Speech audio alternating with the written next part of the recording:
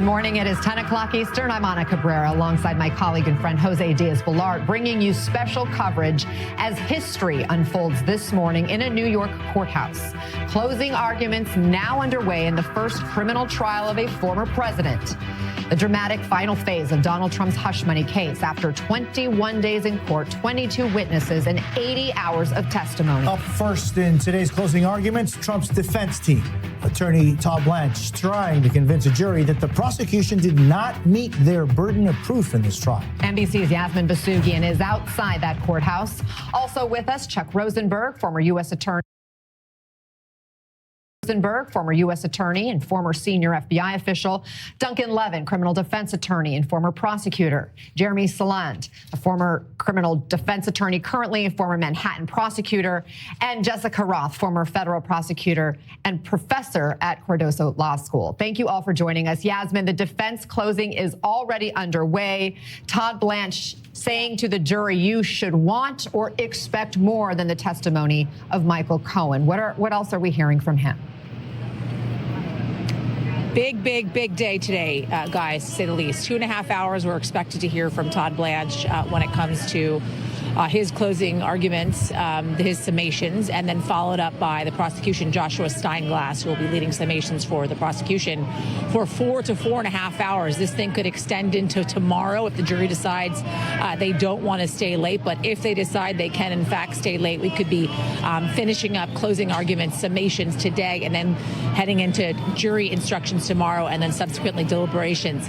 Quickly, Anna, before I get into some of what we're hearing from Todd Blanche, let me just give you a lay of the land, because we are hearing from more protesters here than ever before, I would say, about 50 yards away from where I'm standing right now. Former President Trump supporters standing outside in that courtyard area protesting in support of Donald Trump as he faces his destiny really here, his future here in that courtroom behind me. Let me walk you through some of what we're hearing from Todd Blanche and his defense in these closing arguments. He began with President Trump is innocent. He did not commit any crimes, and the DA did not achieve the burden of proof. Period. He mentioned Michael Cohen so far so many times, and we are only about 30 minutes into this thing. As you mentioned, Donna, he said you should want and expect more than the testimony of Michael Cohen. You should want and expect more than Deb Tarasoff. If you remember Deb Tarasoff, Donald Trump's personal assistant at Trump Tower, who told you how she booked invoices and records, something beyond the claims that something happened in 2006. You should demand more than the testimony of Keith Davidson. Remember Keith Davidson, the attorney for Stormy Daniels, an attorney who was really just trying to extort money from President Trump in a lead up to the 2016 election. The consequences is simple. We will spend time talking about evidence you saw over the last 5 weeks, not just what you saw and heard, but what you did not hear as well. He went on to say, you will hear me talk about Michael Cohen, and that should not surprise you. You cannot convict President Trump on the words of Michael Cohen, Keith Schiller, Dylan Howard, Alan Weisselberg were not here in this trial. Michael Cohen was the witness they called, and the words Michael Cohen said on the stand matter. They matter. He took an oath and swore to tell you the truth, and he told you a number of things on the stand that were lies. Pure and simple. Again, he has mentioned, guys, Michael Cohen's name several times so far. Expect to be a huge part, obviously, both his name, along with Stormy Daniels' testimony, a huge part of these closing arguments today. And I am not surprised, and this is something that we anticipated as well, that he has brought up, and I imagine he will bring this up again, the absence of some major figures that we did not hear from. Alan Weisselberg specifically, Keith Schiller as well. Yasmin, it's just fascinating to go back into that courtroom where Blanche continues his statement today. Let me just take you in there for just a second, because Blanche is just now saying there is no dispute that in 2017, again, establishing, according to Blanche, that Cohen was the personal attorney to Donald Trump at the time. He says there is no dispute that in 2017 there was an attorney-client relationship between Cohen and President Trump. Nobody has told you different. He, meaning Mr. Cohen, was President Trump's personal lawyer, period. No one disputes that Mr. Cohen was President Trump's personal lawyer in 2017. What makes more sense, Blanche asks? President Trump paying him $35,000 pursuant to an agreement, or the version that Michael Cohen came in here and told you that I was going to go work for free? In the back of my head, I will work for free and make a lot of money at as a consultant. There is a reason why, Blanche is saying, there is a reason why in life, usually the simplest answer is the right one, and that's certainly the case here.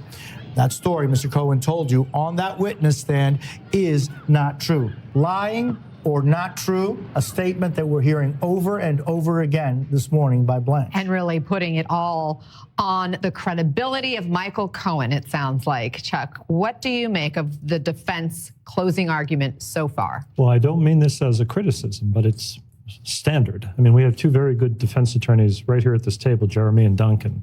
I imagine either of them could walk down to the courthouse right now and give the same closing argument that Mr. Blanche is giving. You would proclaim that Mr. Trump is innocent. You would claim that Mr. Cohen is a creep and can't be trusted. And you would tell the jury that the government hasn't met its burden of proof. This is standard defense fare. Again, not a criticism, just an observation. And the problem with what I think he's saying is that it is just belied by the evidence. You know, Michael Cohen, there's no retainer agreement. There were no invoices. Michael Cohen made $4 million in that year, 2017. He charged, I think he said he worked 10 hours for Mr. Trump while he was his personal assistant. He was really doing this so that he can grift on other clients. And so there's no evidence that he was actually billing any hours as Mr. Trump's personal attorney. And this number, $35,000, is not just a magic number pulled out of nowhere. There are two exhibits, Exhibit 35 and Exhibit 36 in this trial, which have Alan Weisselberg's handwriting all over it. And that is the calculation of how you get to the $35,000. It's not a magic number. Jeremy, it's really the first building block of this process for the defense. But is that first building block pretty much standard? It is pretty much standard, and I appreciate Chuck saying that we're good defense attorneys. Duncan, you're a very good defense attorney. But all joking aside, you know, what I think they did was a little bit dangerous. You know, it started off Blanche saying, we want or expect more than Michael Cohen. Mm-hmm. He's just opened that door for the prosecution to hammer him. And what I mean by that is, you know what? You deserve more than Michael Cohen. And guess what? You got more than Michael Cohen because you got Mr. Pecker. You got Hope Hicks. You've got, as you just said, the exhibits 35 and 36.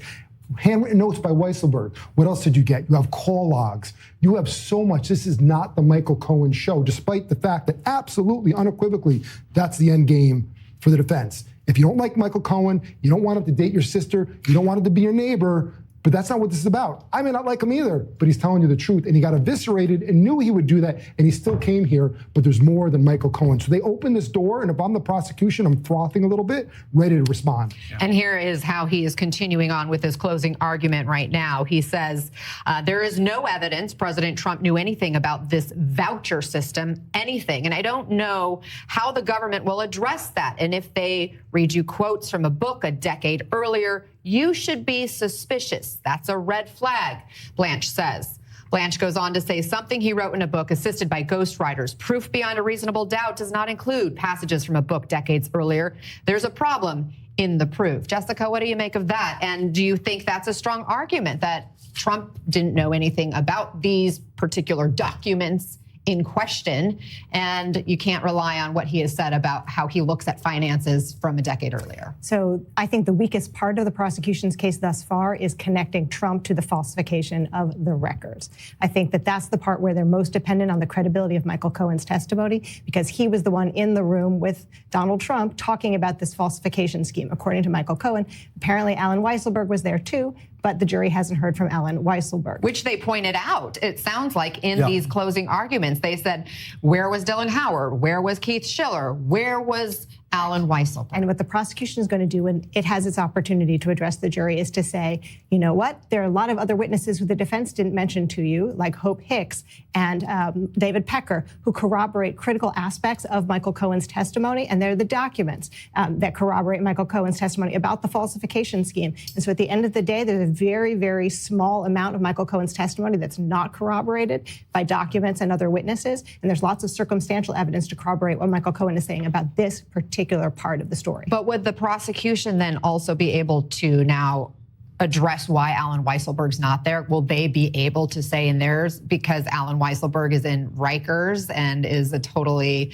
unreliable guy who's, lied on the stand multiple times, is why you didn't hear from him, but you can still look at his handwriting on these documents? Well, it's going to be very interesting what they're permitted to say. We haven't actually seen what the judge is going to instruct the jury about the absence of Alan Weisselberg and what the parties are permitted to argue from it. Certainly, the prosecution is going to be able to point to the corroborating evidence without the presence of that witness about Alan Weisselberg's handwriting, for example, on the records that Duncan was referring to. I think they're going to be limited, though, in what they can say about what the jury could or could not infer from the absence of Alan Weisselberg on the stand. So, Chuck, in this time that we have, it could be hours that the defense is going to be up. What is the principal point distilled down that the defense has to show? That the government failed to meet its burden of proof. And it's all about burden of proof. It is, because it's on the government. That you can't trust Michael Cohen. To Jessica's point, there's no good direct evidence tying Mr. Trump to the intentionality required to show that he falsified the records. Maybe they would argue that the causation doesn't exist, Jose, but it's all really tailored to this notion that the government has failed. The government, of course, I think, my view, has put in a compelling case. That doesn't mean the jury is going to convict. But if you're the prosecutor in this case, you can sit down at the end of the day and say, I called the witnesses I wanted to call, I asked the questions I wanted to ask, I introduced the evidence I wanted to introduce. We have met our burden. And I think you'll hear that sort of pushback in the 4.5 hours of closing argument from the defense, from the prosecutor later today. And our guidance, based on what both defense lawyers and prosecution told the judge at the very beginning of trial today, is that the defense will take about 2.5 hours in their closing argument, and that the prosecution could take 4.5 hours in their closing arguments. Let me read more from what we're hearing inside that courtroom right now as Todd Blanche, Trump's defense attorney, makes his closing argument. He says, the government said this was an elaborate way to cover up a $130,000 payment. That is not what the evidence showed. February 14th, 2017, he moves to Washington, D.C. All of President Trump's assets are moved into a trust to avoid a conflict of interest, and that went into effect January 20th. They put up some exhibits here showing the Connie transcript, him agreeing these things were in flux during that time period. Blanche goes on to say this was a confusing time for the Trump organization. Adjustments were being made, and it matters because initially they wanted to pay Michael Cohen out of a trust. Blanche, who are Don and Eric? Who are in the courtroom, by the way, today. You all know who they are. They are President Trump's sons. They're running the company. And Blanche says this is one of the charged documents, as they put up another exhibit here, that President Trump is charged with a felony. And if there is a conspiratorial agreement between the three of them to pay Michael Cohen as a cover-up, this email does not exist. Don't tell anybody it's actually just a payback for the $130,000 NDA. Then why does the email exist, and why do Don Jr. and Eric have to approve it? Blanche says, guess who else you don't hear from in this trial? Don and Eric. Is there a suggestion that they are part of this scheme? As a matter of fact, Yasmin, those two people are in the courtroom this morning. They are. Yeah, Don Jr., Eric Trump are in the courtroom along with Tiffany Trump as well. The first time I believe she's in the courtroom today. Don Jr. was here last week.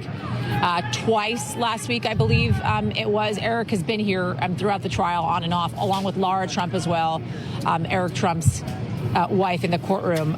It's interesting, guys. I think that they are drawing attention to the fact that Eric Trump, Don Jr. did not appear on the stand, along with what we talked about earlier, right? Alan Weisselberg, Dylan Howard, Keith Schiller, the folks that did not, in fact, appear on the stand. The whole idea here for the defense is to build doubt in the minds of these jurors, and also to preempt whatever it is. We're hearing from Laura Jarrett inside the courtroom right now, to preempt the arguments that will be made by the prosecution as they begin their summations after closing arguments wrap with the defense. Remember, after the defense is done, they are done. There is no rebuttal from the defense once the prosecution delivers their closing arguments. So everything that is said now is said now. So they need to pre-butt whatever it is they intend to hear from the prosecution here. Hence why they are kind of building this timeline, and also drawing attention to the fact that to the many individuals that did not, in fact, testify throughout this trial that were key players in this trial. If you remember, Don Jr., Eric Trump, they signed 2 of the checks before Donald Trump began signing those checks. There were 11 checks that were signed, $35,000 each, all throughout the year of 2017. The 2 that came from the trust, the 2 initial checks that came from the trust were signed by Don Jr. and Eric Trump, hence why their names were brought to light today and questioning why it is they did not, in fact, take the stand. Yeah, I mean, Yasmin, and that is something that Blanche is really focusing in on. He is saying here, President Trump was supposed to pay this out of his personal account because he, Cohen, was personal attorney. It didn't make sense for the company to pay, so they switched it. And that is the way it is, and it shouldn't surprise you. Now, they're showing some of those checks signed by Eric, some signed by Trump, Donald Trump, and Blanche is showing the difference. Both of these checks, he says, were approved by Eric and Don Jr., and President Trump did not have anything to do with them. But as you know, he signed the remaining checks. These checks don't have any language for the invoice MC Michael Cohen sent. They just say retainer, and that was the generated word from the voucher. Once again, showing, according to Blanche, a separation between what Donald Trump knew he was signing and why he was signing those checks. And I want to bring in Barbara McQuaid. She's a former U.S. attorney and an MSNBC legal analyst. So, Barb, as you're listening to how the defense is framing their closing argument right now, what's on your mind? Well, as Chuck said, this is kind of standard operating procedure. I think what they're going to do is go step by step through all of the things that could suggest reasonable doubt as to Donald Trump's knowledge and intent. Aside from Michael Cohen, what is left in the evidence here, and then try to poke holes in all of that. Look at this document. Look at what this says. Look at this email. Look at this other thing. I think he's got to be very careful about suggesting the involvement of Don Jr. and Eric, because when he says they approved this, does that mean they were part of the conspiracy? Part of me says, well, yeah, I guess maybe they were. So I think he has to be careful there. But I imagine that he will methodically go through each of the 34 documents in this case and try to demonstrate the absence of proof tying it directly to Donald Trump. Of course, there is a standard response from the prosecution will be, something along the lines of, if you cherry pick one piece of evidence here or one piece of evidence there, you might suggest that you're casting some doubt. But of course, this case isn't about cherry picking one piece of evidence or another. It's about all of the evidence. And when you combine all of it, it makes out for guilt beyond a reasonable doubt. A supervisor I used to work with used to use the analogy of bricks and walls, that the defense wants to show you individual bricks, but a brick is not a wall. And when I put all those bricks together, I've built a wall that is now proof beyond a reasonable doubt. And Jeremy, what do you make of the throwing Don Jr. and Eric Trumps into the mix? Well, part of what's going on here is, as they're trying to sow the doubt, there is the theory that you sometimes see of admitting what you can't deny and denying what you can't admit. So you have to admit, right, that there's, it's not exactly answering your question, but you have to admit, for example, Donald Trump signed the checks. You can't deny that. His name's on the checks. You look foolish. Your defense would fail if you try to make that argument. So you have to admit that, but you can't admit the purpose there, and you can't admit the background. So you have to deny the basis and the intent and the knowledge of what was going on. It's this admitting what you can't deny and denying what you can't admit. And the defense is going to use that to their advantage and say, you're missing evidence. There's reasons why, these notes are signed off on. There's a reason why there's no email. There's a reason why I'm blaming Don and Eric. And at the same time, the prosecutions are going to turn around and take the opposite perspective and say the opposite. They're admitting it because they have to admit it, but they're denying why. And why? Because they can deny that, but we still have all this corroborated evidence, all of these documents and all this testimony that still put it no matter what they want to deny. So keep this in mind. Admit what you can't deny and deny what you can't admit. And Blanche is focusing once again on Michael Cohen's credibility. He is saying right now, quote, it's worth remembering that we're going to be talking for just a few minutes about how Mr. Cohen, how the government is going to ask you to convict President Trump based on the words of Michael Cohen. Even without Mr. Cohen, what we just went through, the government can't get by the fact that the invoices were not generated by anyone at the Trump organization. They were generated by Cohen, sent to Trump organization so he could get paid. Jessica, there is the whole aspect of what is illegal and what is not illegal about this. And the focus, I presume, of the prosecution to turn it towards, well, there's a secondary crime here. Right. So the government has to prove a number of things, including, as we've been discussing, that Trump was involved in the scheme to falsify the business records, but also that the reason why those records were falsified was to conceal another crime. And the government is going to be arguing that it was to conceal a violation of federal election law primarily, although potentially also as an alternative, state tax law or federal tax law.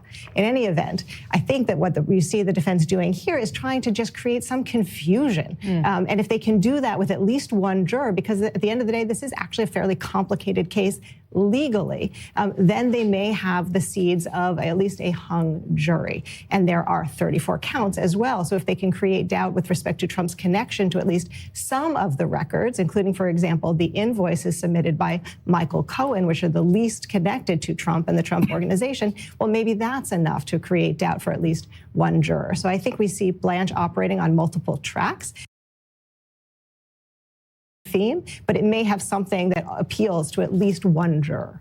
And another thing I want to point out that Blanche says is he mentions you cannot convict President Trump because sometimes, without specificity at all, that somehow he had full knowledge of what was happening. That is a stretch, and that is reasonable doubt, ladies and gentlemen. Blanche saying, again, this is your reasonable doubt. If Trump's name isn't on some of the checks, how do you know Trump had full knowledge of this? How is it that Trump caused the falsification of those records? Your thoughts on that, Duncan? Well, so getting to this point that I think Jeremy brings up, which is admit what you can't deny, deny what you can't admit. The part of the case that's very strong that Trump is at the center of is this secondary part, the part that makes the falsification a bump up to a felony. This conspiracy between David Pecker, the National Enquirer, Michael Cohen, and Donald Trump to violate the state election law, to promote an election by unlawful means. That is proven. His fingerprints are all over that. There's a tape recording that Michael Cohen made. There's all sorts of evidence and text messages about this conspiracy. The part that they're focusing in on is this sort of more mundane part, this boring part about falsification of business records. They can't deny that Donald Trump's fingerprints are all over this conspiracy. He's not charged with it. It's legal. It's not that it's illegal. He's not charged with it. It's really just the intent to commit that crime that makes it a felony. What they're focusing in on now is he was president of the United States. He was distracted. He wasn't paying attention to these invoicing and billing matters. They were beneath him. And this was a scheme that was concocted by a liar who's lying about everything and a person who's not here at the trial and he's missing. And so this was a scheme concocted by them, maybe with Donald Trump's two sons who are running the place in his absence. They're distancing Donald Trump, their client, as much as possible from the actual crime here, which is the falsification of business records. And so, whereas it's sort of the more boring part of the case, it's the part that's also the crux. It's also the weakest for the prosecution. Yeah, and Yasmin, talk about points or bricks that make a wall. This is the first brick, and it's pretty much focused solely on Michael Cohen. As expected, Michael Cohen is seemingly on trial here as well. And they're wanting the jury to essentially see this entire case based upon Michael Cohen. One other man that we have not talked a lot about, guys, that has been a major player in this case, Manhattan DA Alvin Bragg. He is in the courtroom today, and I'm told he's taking notes right now throughout these closings led by defense attorney Todd Blanche. Remember, the last time he was in the courtroom and the only times that he has been in the courtroom throughout this entire 6-week trial has been when someone from his office has in fact testified. The two times, in fact, they had a paralegal essentially testifying to gathering evidence, gathering social media evidence for Donald Trump. That is when DA Alvin Bragg was actually in the courtroom. Otherwise, he has not been here. And yet he is now in the first row taking notes throughout this entire closing arguments put forth by Todd Blanche. One other thing I think is important to mention as we talk about Michael Cohen being the focus of the defense's closing arguments here is what I'm learning from the prosecution when it comes to their closing arguments, some of which you talked about, is their closings, while they will bring up Michael Cohen to help build the timeline throughout their 4.5-hour closing arguments, they will be focusing in mainly and solely on, as we thought they would, also during Michael Cohen's testimony, the documents, right? They still understand how problematic or the credibility issues, I should say, that Michael Cohen has. And so they will be focusing in on those documents, right? The First Republic Bank document. We bring this up over and over again. But the First Republic Bank document in which Alan Weisselberg scribbled on, grossing up to $420,000, doing the actual math that paid back, reimbursed, as Michael Cohen alleges, Michael Cohen. Chuck, DA Bragg, taking notes during this closing argument. He, of course, is not going to be delivering their closing argument. It's Joshua Steinglass for the prosecution's team. But could they be reworking their closing argument to kind of respond to some of the specifics they're hearing in Blanche's closing argument? Prosecutors inevitably will be reworking it a bit based on what they hear. Look, when I was a line assistant U.S. attorney, it would be nice if the U.S. attorney was in the courtroom when I was doing something. I'd look around and see if she was there. Great if she was, great if she wasn't, didn't really matter. When I was the U.S. attorney, I would go to court to try and support our folks when they were in trial. But I don't think I did very much of value, frankly. What I wanted to mention, Anna, and I do specialize in dumb analogies, but what the prosecution will do is pull the camera back. If you pulled this camera back, you'd see all of us, right? And you'd see the backdrop or whatever you call these things on the ceiling and on the floor. You'd see everything in this room. So what's the big picture? Mr. Trump had sex with an adult film actress. She was going to tell that story near the time of his election. He wanted to stop her. He engaged in a scheme with the National Enquirer to purchase her story and to kill it. And then they used all these people and all these mechanisms and all these documents to do exactly that. One of the things the jury will be instructed is that they don't leave their common sense at the door when they become jurors. They may apply their common sense to everything they see and hear. And if you look at the big picture, right? Again, my dumb camera analogy. If you pull the camera back and look at the big picture, it's obvious why Mr. Trump did all of this and used all of these people, including Mr. Cohen. They all fit into the story, into the narrative. The big question into that story and into that narrative, Jessica, is how much of this was illegal?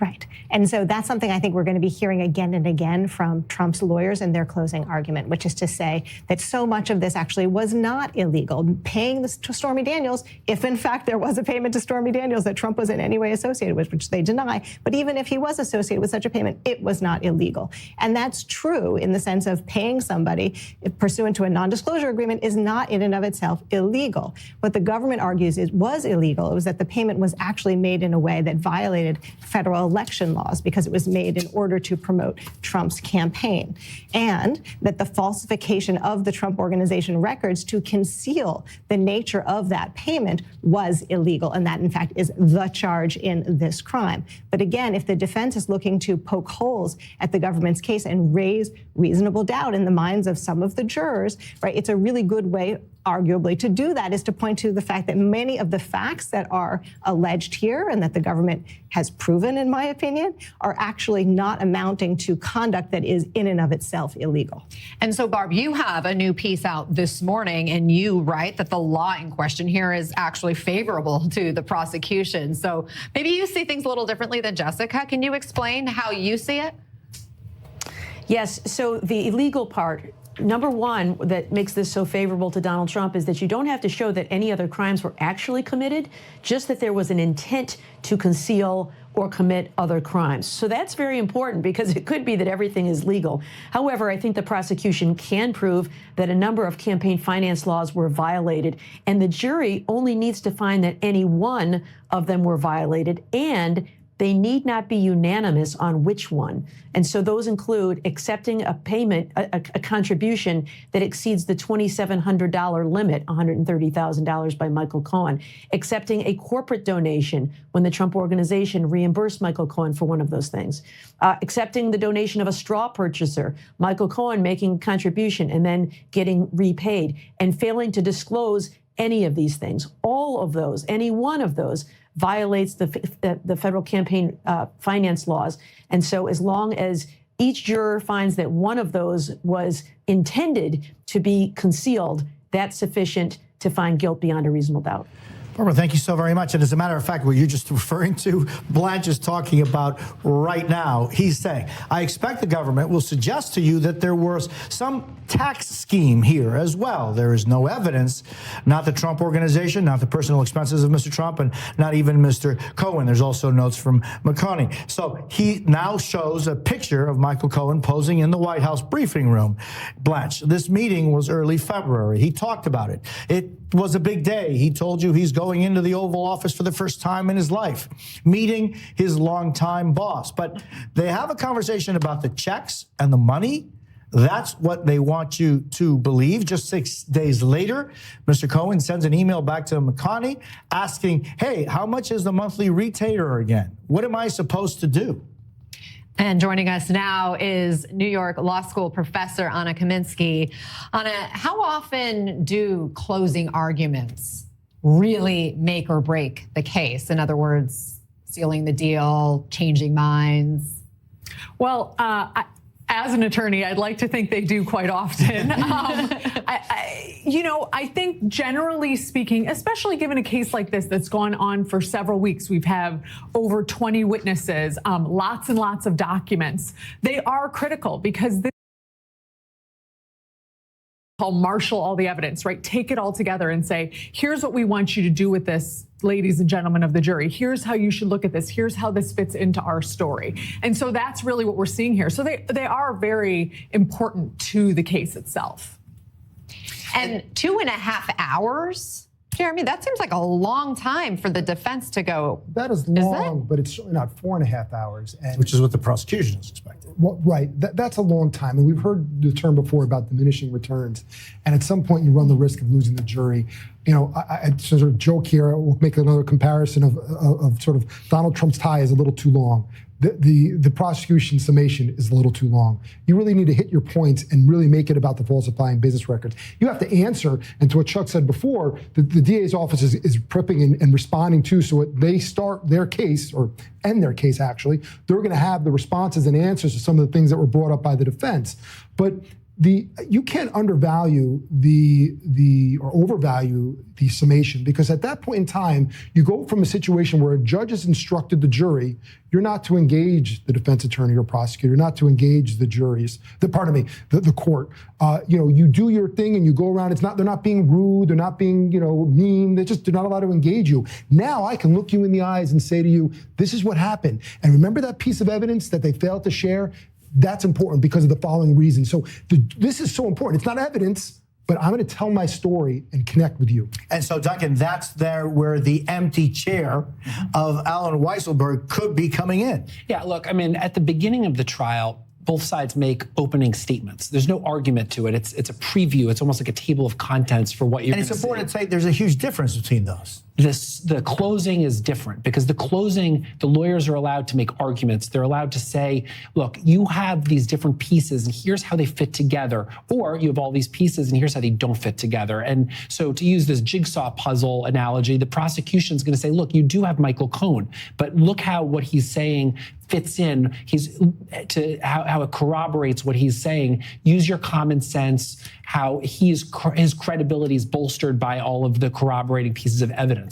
The defense is standing there and they're really just trying to pick it apart. You didn't hear from this person, you didn't hear from this person, this piece of evidence is missing. And all they need to do is sow enough reasonable doubt so that one juror says, I'm confused, I don't understand it, I don't want to convict. And that's really what they're going for. Obviously, they'd like an across-the-board acquittal on all the charges, but it's a victory for them if they could get one juror to sit there and hang the jury and not make a decision. And I mean, there's always the possibility, Chuck, that there's a split decision, right? There are 34 counts, 34 separate charges here. What's the likelihood that they convict on some and not others? And what would that realistically look like? Yeah, there's a lot of combinations, actually, Anna. You could have a partial verdict where the jury agrees either to acquit or convict on some counts and hangs on other counts. You could have a mixed verdict in which they acquit on some counts and convict on others. All of these things can work in combination. And I think it's perilous to try and predict what a jury will do. And while I agree with Duncan that Mr. Trump and his supporters would frame a hung jury as a victory, there's difference between a 2-10 split on a jury and an 11-1 split on a jury. It's not that unusual to have a lone juror, for whatever reason, refuse to convict. If they get a numerical breakdown of this jury, if it hangs, and it's 11-1, that's an indication that the government put on a strong and compelling case and may prompt them to retry it, which would be their right to do. If, however, it's a 1-11 jury split to convict, 1 to convict and 11 to acquit, that's also an incredibly strong signal to the prosecution that they have failed. And so, to your question, which I think is an excellent one, there's lots of combinations, mixed verdicts and partial verdicts and hung juries and convictions and acquittals that could all be working in combination. I cannot predict for you. But do you see any of these 34 charges as harder to prove or as more shaky than others? Well, yes and no. I mean, I think they're all hard in a way. And again, proving Mr. Trump's intentionality. But that's always hard in a white-collar case. I mean, that is always sort of the crux of the prosecution's burden in a white-collar case to prove intentionality. And so that difficulty, if you will, Anna, runs through all of the counts. On the other hand, again, you know, the government will argue, and I agree with Jeremy, I think 4.5 hours is way too long, but that the government will argue that if you look at all the evidence holistically, in total, camera pulled back, they have laid out a path to conviction. By the way, and I know you're probably sick of hearing me say this, but in the federal court in which I practiced, I would have begged for 30 minutes to do closing argument, and I would have gotten 20. So there is a difference, though. Here, there essentially is no time limit. It seems that way.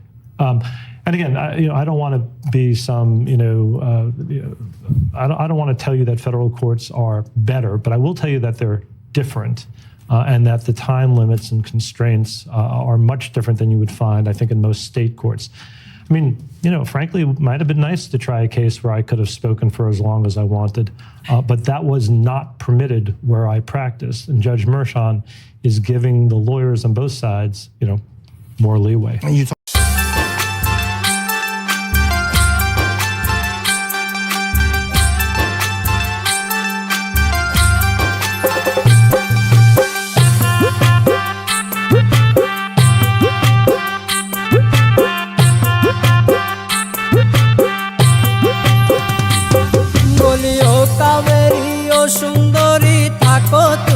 দেশেতে ও কাবেরি ও সুন্দরী থাকো তুমি দেশেতে Dubai যাব চাকরি করিতে ও Kaveri Dubai যাব চাকরি করিতে বলি ও কাবেরি ও সুন্দরী থাকো তুমি দেশেতে ও কাবেরি ও সুন্দরী থাকো তুমি দেশেতে দুবাই যাব চাকরি করিতে ও কাবেরি দুবাই যাব চাকরি করিতে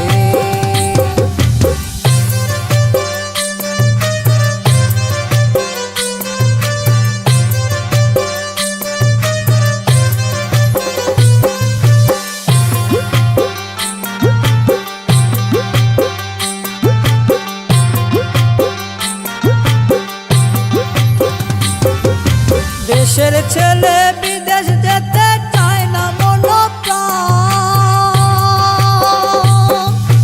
দেশের ছেলে বিদেশ যেতে চায় না মনোপ্রাণ বেকারত্ব কেড়ে নিল এ দেশেরই প্রাণ হাইরে চলে গেল মা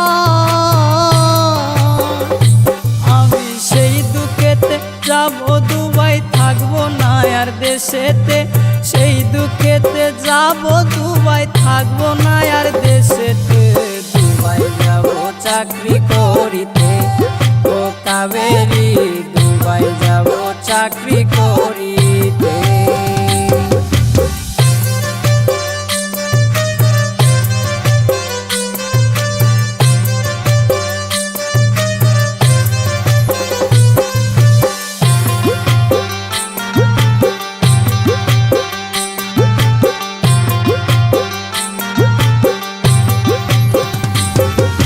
দুবাই ফেরত হয়ে আমি করব জমিদার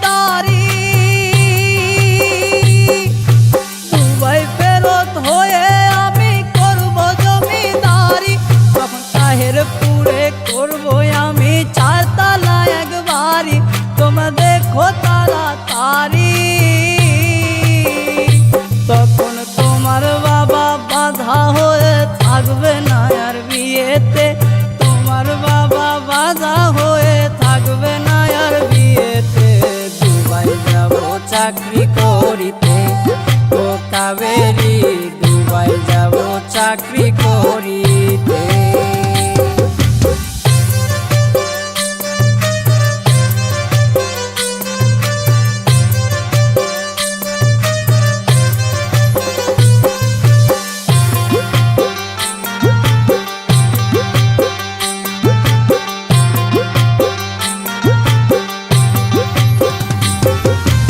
আর কতকাল বৃথা জীবন করব আমি মাটি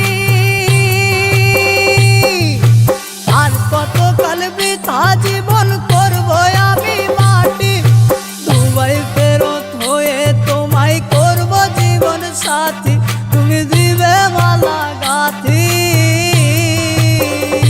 তখন টুকটুকে লাল শাড়ি পরে আসবে আমার বাড়িতে টুকটুকে লাল শাড়ি পরে আসবে আমার বাড়িতে দুবাই যাব চাকরি করিতে ও কাবেরি দুবাই যাব চাকরি করিতে বলি ও কাবেরি ও সুন্দরী থাকো তুমি দেশেতে ও কাবেরি ও সুন্দরী থাকো তুমি দেশেতে দুবাই যাব চাকরি করিতে ও কাবেরি দুবাই যাব চাকরি করিতে